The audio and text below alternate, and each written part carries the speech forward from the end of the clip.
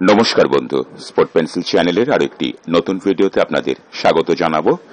সকালের এই ভিডিও মূলত 100 বছরের অতিক্রম করে ইস্টবেঙ্গল ক্লাবের যে সাফল্যের যে সোনালী ইতিহাস তাকেই ফিরে দেখার একটা ছোট্ট প্রচেষ্টা মাত্র। আপনি যদি আমার ভিডিওতে প্রথমবার এসে থাকেন, ভিডিওর নিচে থাকা সাবস্ক্রাইবার বাটনটিকে প্রেস করতে ভুলবেন না। সালটা হচ্ছে 1949। দেশ সদ্য স্বাধীন হয়েছে। ইতিমধ্যে 1941 সালে ইস্টবেঙ্গল ক্লাব কলকাতা লিগও জিতেছে। তবে সাফল্য এসেছে বিক্ষিপ্তভাবে। সেভাবে বলার মতো সাফল্য তখনও কিন্তু ইস্টবেঙ্গল ক্লাবের ঝুলিতে আসেনি। ঠিক সে সময় দক্ষিণ ভারতের নানা প্রান্ত থেকে ইস্টবেঙ্গল ক্লাবে খেলতে এলো 5 জন ফুটবলার। তখন জানা ছিল না যে 5 জন ফুটবলার একদিন ইস্টবেঙ্গল ক্লাবের ইতিহাসে তাদের নামটা স্বর্ণাক্ষরে লেখা থাকবে। তাদের প্রত্যেকের নামের প্রথম অক্ষরটা দিয়ে সেই 5 জনকে একসঙ্গে কলকাতা ময়দান ফুটবল প্রেমী জনতা ডাকত ভদাস বলে। সেই 5 জন কারা, তাদেরকে একসাথে কি বলা হতো আমরা সবাই জানি। 50-এর দশকের সেই সোনালী দিন ইতিহাসে ইস্টবেঙ্গল ক্লাবের, সেখানে 5 জন ফুটবলার যাদেরকে একসাথে বলা হতো পঞ্চপাণ্ডব। আমাদের আর বুঝতে বাকি নেই যে কাদের সম্পর্কে আজকের এই ভিডিওতে কথা বলা হচ্ছে।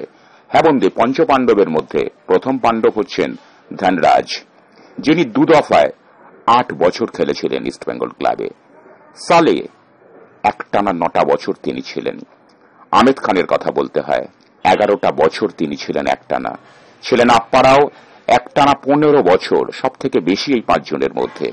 এবং ভেঙ্কটেশ, এই শেষ পাণ্ডবও কিন্তু 2 দফায় ইস্টবেঙ্গল ক্লাবে খেলেছেন 9 বছর। তবে 1949 থেকে 1953 এই টানা 5 জন কিন্তু একসাথে খেলেছিলেন।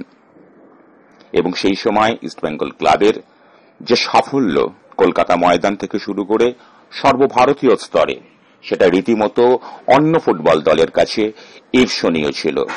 50-এর দশকের কলকাতা ফুটবলের মান ছিল একটা অন্যরকম লেভেলের মান।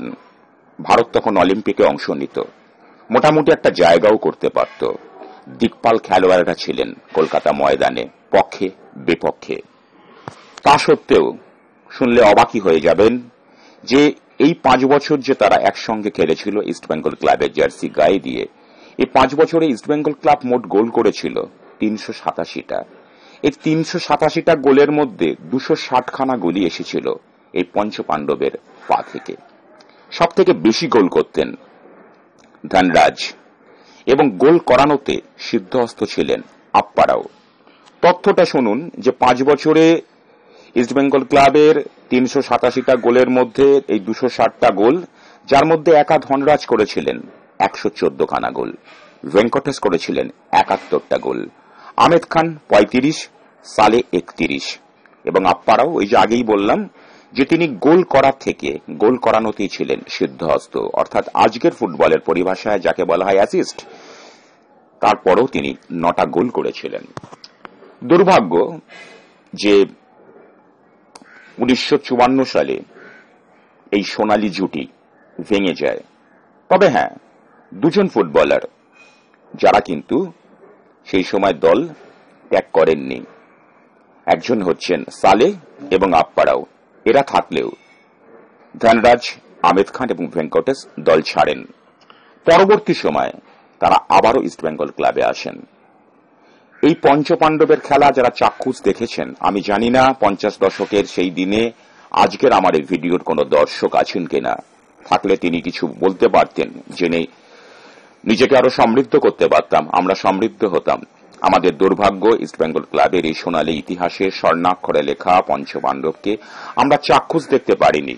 তবে যেটুকু জেনেছি, যেটুকু শুনেছি, আক্ষরিক অর্থেই ইস্টবেঙ্গল ক্লাবের প্রকৃতার্থে সোনালী ইতিহাসটা এই পঞ্চপাণ্ডবের হাত ধরেই কিন্তু শুরু হয়েছিল, যেই ধারাবাহিকতা আজও চলছে। আমরা সম্মান জানাবো, শ্রদ্ধা জানাবো সেই পঞ্চপাণ্ডবের ধনরাজ, সালে, আহমেদ খান, আপ্পারাও এবং ভেঙ্কটেশকে, যারা ইস্টবেঙ্গল ক্লাবের মাহাত্ম্যকে অনেক দূর অব্দি নিয়ে যেতে পেরেছিলেন। ধন্যবাদ বন্ধু।